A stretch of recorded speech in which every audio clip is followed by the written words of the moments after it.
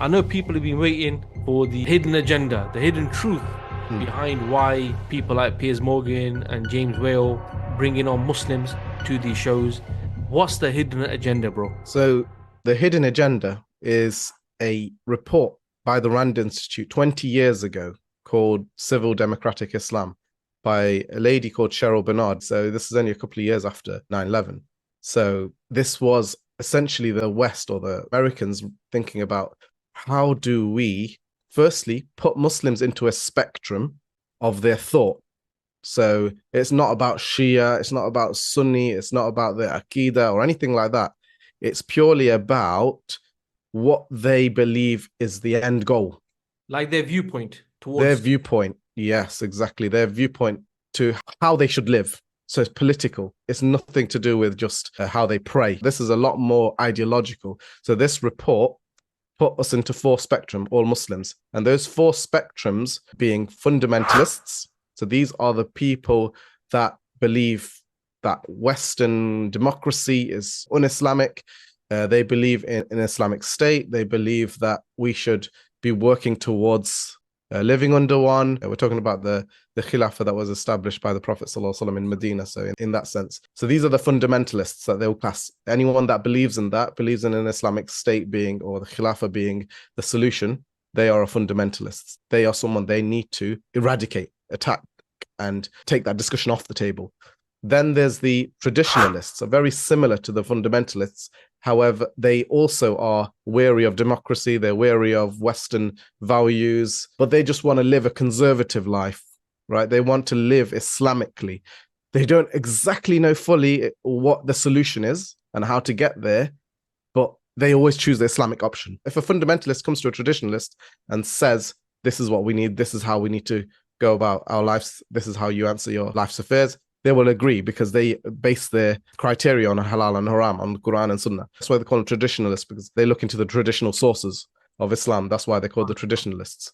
And then the third category are the modernists. And there's a big jump between a traditionalist and modernist, and this is where they also struggle. You'll see a lot of traditionalists have modern views because they just don't know. But anyway, the modernist is the one that wants Islam to fit in with Western society, but they still don't agree with fully removing Islam from society, right?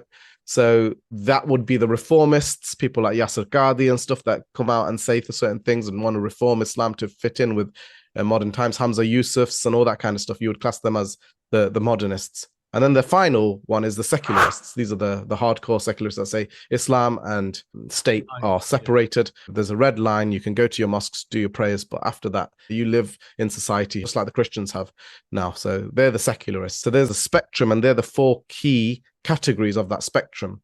And in this document, it is so blatant the way they talk about it. And in that, they'll tell you aims and objectives for each one of these categories. So the modernists, traditionalists, fundamentalists. Secularists don't have many aims because they don't know what to do with secular. They know most Muslims are going to disagree with secularism. So they sort of focus more on the modernists and the traditionalists and the fundamentalists. But on the modernists, they say that they're going to encourage them to write for mass audiences and for youth.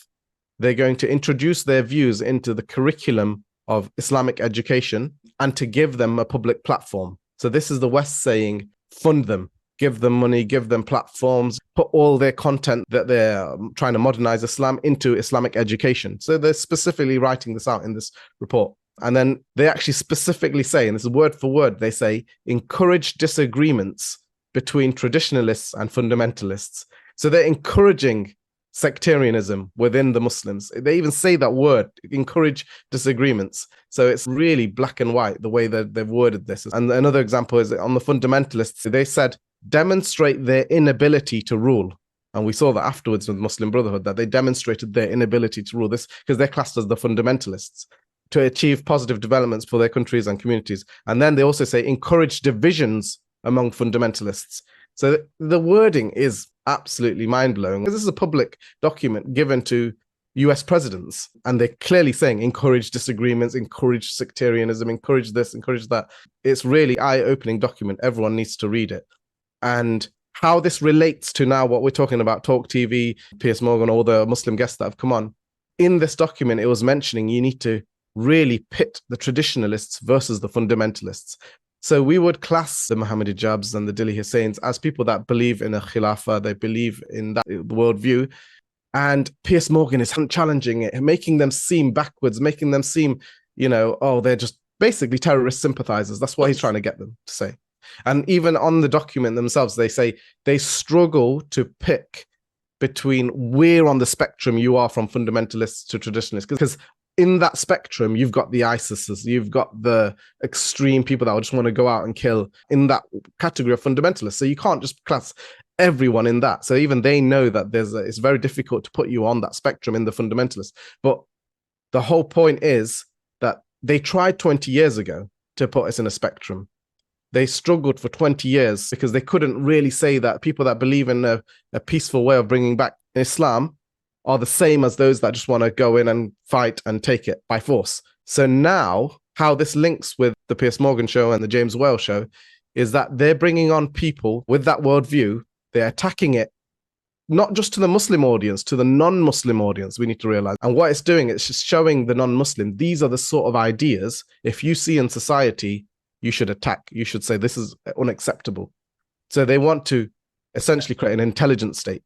Now, that was the most telling show, I think, the one with Abdul Wahid, because it was brutal. It was like he's trying to get him sacked, he's trying to get him out of the country, and he's pushing this narrative to the rest of the country to say, basically, if you hear people like this, they shouldn't even be working in your company.